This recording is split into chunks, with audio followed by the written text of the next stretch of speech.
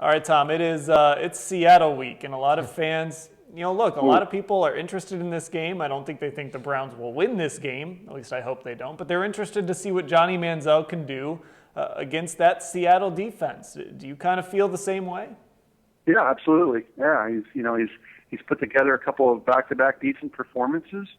It hurts to obviously keep losing weapons like Brian Hartline, who was playing his best football when he got hurt. But yeah, you want to see progress, and you want to see him keep playing well.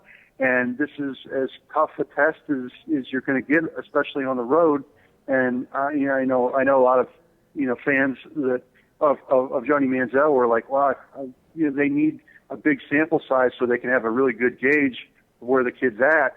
But I'll tell you what, these last three games are really good tests for them. Tom, if you go back to yesterday, Mike Pettine's comments about Russell Wilson, what do you think that was about? Where do you think those came from? Yeah, that really didn't bother me. I think that my thought on it was, boy, you'll be missing these comments when you get the next Pat Shurmur here for 4 years. I don't know why he didn't just go full on like most coaches and just completely say how great Russell Wilson is. I thought his rating was, first of all, his comment now was 90% positive. The other 10% was, I don't really think he's that far off. I guess that most people would just say, just say he's the greatest guy ever. Usually Patton doesn't do that, and that's not the first example of that. He's trying to answer honestly. Tom, I guess to play devil's advocate here, though, maybe there's a chance that Seattle looks at the Browns and looks at that record and overlooks them a little bit, and then Mike Pettin makes those comments, and obviously Russell Wilson gets asked about them a little bit later, and maybe now he's a little bit more locked in? No, if you're worried about those comments, there's bigger problems than not having a running back this week. I think we as fans sometimes put too much stock into stuff like that, especially, it would be one thing if Pettin had said, he's a good quarterback, but he's young and he's got a lot to learn.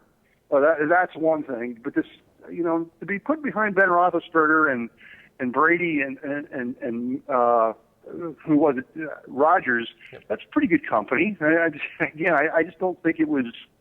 I don't think that was as big. I don't think it's as big as some people are making it. Tom, you bring up the running game in reference to Seattle. Obviously, they're looking for somebody. They signed Kristen Michael. They bring back Bryce Brown. But the Browns have had their own issues in terms of running the ball up until last week against San Francisco. What did you see that was different in the game against the 49ers that the Browns couldn't do in the previous 12 games?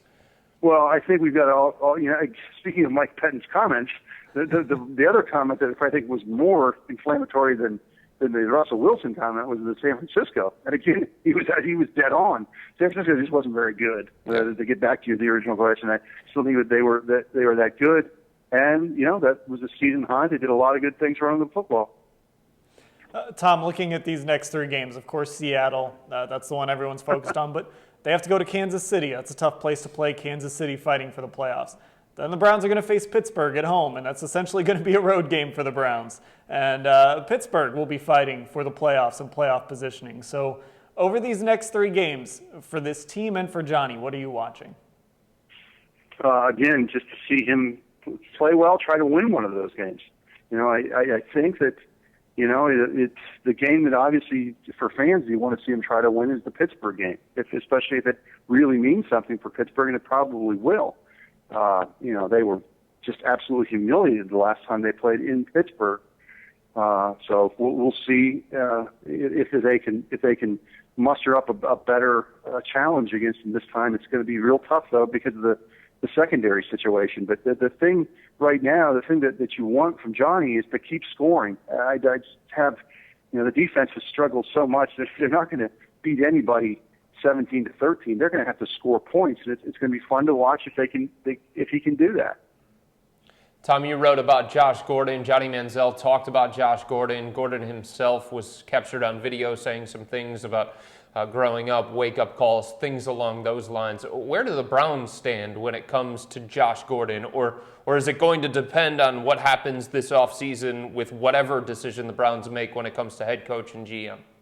Yeah, I think you answered your own question there. That's obviously something that's going to come back to the front burner as soon as they decide if these groups going to stay, or they end up making, which I think a lot of us believe will be substantial changes.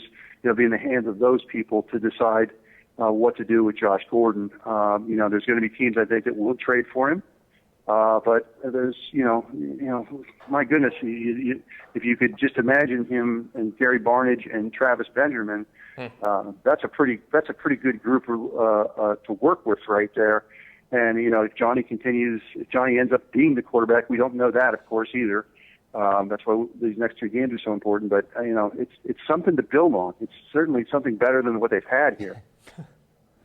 Tom, that being said, and we'll wrap it up with this. When you look at Josh Gordon, just take away the suspensions on the field last year. We saw him come back, have a really good game against Atlanta, and then he kind of disappeared. I don't know if he checked out or what. Is it realistic to count on this guy?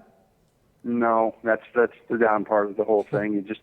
You just don't know. That's why it's such an intriguing and in some ways troubling situation for them, because from the football standpoint, you want to say he would be in a contract here, I think. They never really figured out if he's got 2 years or 1 year, so he should be highly motivated. But it goes back to the whole thing with Johnny to a much larger degree because the league's involved.